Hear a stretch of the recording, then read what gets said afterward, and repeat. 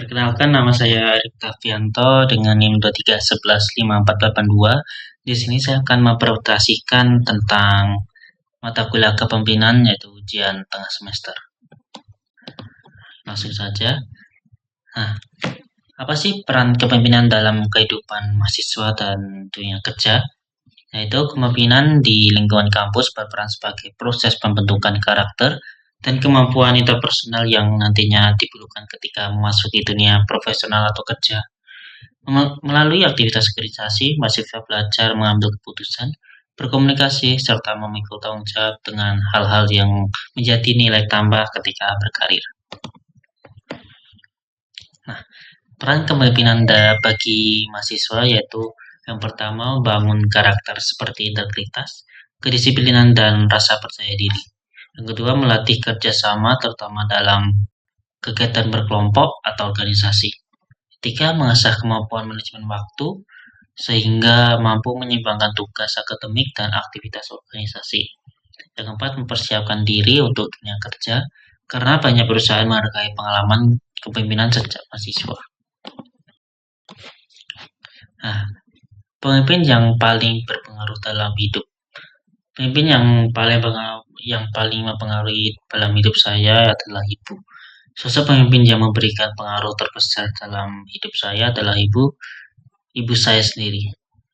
Dari beliau saya belajar kepemimpinan tidak hanya tampak melalui kata-kata, tetapi melalui sikap, ketegasan, dan konsistensi dalam menghadapi kehidupan sehari-hari.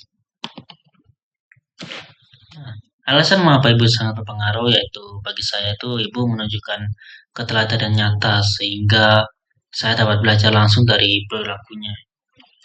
Beliau mengajarkan bagaimana membuat keputusan secara matang dan penuh pertimbangan, tidak asal mengambil keputusan. Seperti itulah intinya. Dan ketiga, ibu menjadi contoh dalam menghadapi tantangan dengan kesabaran dan ketekunan. Nah, setiap mengambil keputusan atau setiap menghadapi masalah itu, saya itu seringkali kelewatan sehingga ibu saya itu selalu memarahi saya sehingga harus memikirkan secara matang untuk mengambil keputusan itu. Nah, selanjutnya, cara beliau memimpin keluarga dengan penuh tanggung jawab menginspirasi saya untuk menjadi pribadi yang lebih disiplin dan peduli. Serta ibu menunjukkan kerja keras saat kerja atau mengurus rumah sih. Nah, ibu itu kalau di rumah itu selalu bekerja keras sehingga sampai larut malam pun saya hanya bisa melihat karena waktu itu saya tidak ada di rumah karena saya sedang video call. Karena saya ada posisi sedang di Jogja sehingga tidak bisa membantu secara langsung pekerjaan ibu saya. Nah, analogi bahwa pemimpin selalu terlihat menurut teori kepemimpinan. Pemimpin dianggap selalu terlihat karena setiap perilakunya diamati dan diikuti oleh anggota. Hal ini sejalan dengan beberapa teori kepemimpinan, yaitu yang pertama, teori perilaku, dua teori keteladanan, yang ketiga, kepemimpinan transformasional. Langsung saja. Teori perilaku, behavioral. Itu penjelasannya, kepemimpinan menurut teori perilaku dilihat dari apa yang dilakukan pemimpin dalam kesehariannya. Keberhasilan pemimpin bukan dipengaruhi bawaan lahir, tetapi oleh cara memimpin bersikap, berkomunikasi, dan bertindak terhadap tim. Jadi, perilaku seorang pemimpin itu pasti akan ditiru oleh anggotanya, sehingga pemimpin harus menjaga sikap supaya anggotanya tidak bisa semena-mena dalam sebuah peraturan atau perusahaan. Nah, selanjutnya, teori keteladanan atau role modeling. Penjelasannya yaitu menekankan bahwa pemimpin menjadi contoh yang akan ditiru pengikutnya. Perilaku, etika, dan nilai yang ditunjukkan pemimpin akan diikuti anggota sehingga pemimpin harus konsisten antara perkataan dan perbuatan. Nah, seperti pada gambar ini adalah ilustrasi yang saya berikan nih. Ini dan orang yang warna merah adalah seorang pemimpin dan yang lain ini adalah anggotanya. Sehingga setiap kali berjalan anggota akan ikut berjalan. Karena seorang pemimpin pasti akan diikuti oleh anggotanya dan akan mengikuti kata pemimpinnya anggotanya itu.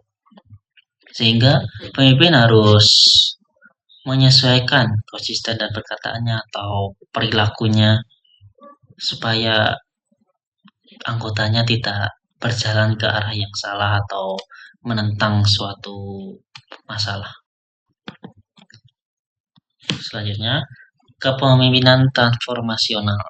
Nah, kepemimpinan transformasional berfokus pada mengubah dan menginspirasi anggota untuk mencapai tujuan lebih tinggi melalui visi, motivasi, dan perhatian terhadap perkembangan individu.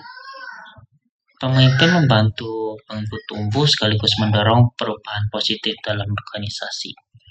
Nah, ini kepemimpinan transformasional ini berfokus pada menginspirasi atau motivator bagi anggotanya supaya itu anggotanya itu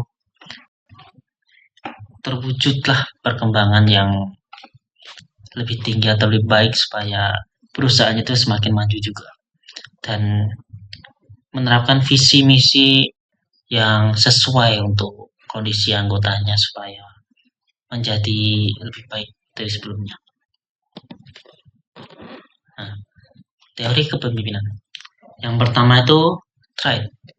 Kepemimpinan ditentukan oleh sifat atau karakter bawaan yang menonjol dari seseorang. Yang kedua, transformasional. Pemimpin membawa perubahan besar dengan visi, inspirasi, dan perhatian pada perkembangan anggota. 7.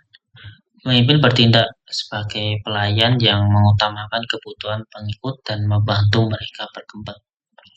Situasional. Pemimpin paling efektif jika disesuaikan dengan kondisi serta kesiapan anggota, bukan suatu gaya untuk semua. Selanjutnya, 3 peran dalam kepemimpinan mahasiswa. Yang pertama itu leader, menetapkan tujuan, mengkoordinasi tim, serta bertanggung jawab pada hasil yang dicapai. Leader adalah seorang pemimpin. Yaitu misal dalam suatu organisasi, leader itu adalah pemimpin dalam organisasi tersebut, sehingga apapun yang terjadi yang bertanggung jawab adalah pemimpin tersebut. Dan bertugasnya itu untuk mengatur atau mengkoordinasi anggota dengan suatu statement atau masalah supaya anggotanya itu menjadi lebih mengerti tentang persoalan yang akan dihadapi berikutnya. Nah, follower itu melaksanakan tugas, memberikan dukungan, dan ikut berkontribusi aktif untuk mencapai tujuan bersama. Follower itu adalah seperti anggota. Ini untuk melaksanakan tugas dari leader serta ikut berkontribusi. Nah, ketika itu influencer itu menggerakkan perubahan tanpa harus memiliki jabatan formal, mempengaruhi ide, budaya, dan tindakan kolektif melalui gagasan serta dukungan. Nah, sekian presentasi dari saya. Bila ada salah kata, saya meminta maaf yang sebesar-besarnya. Saya Ruktavianto. Terima kasih.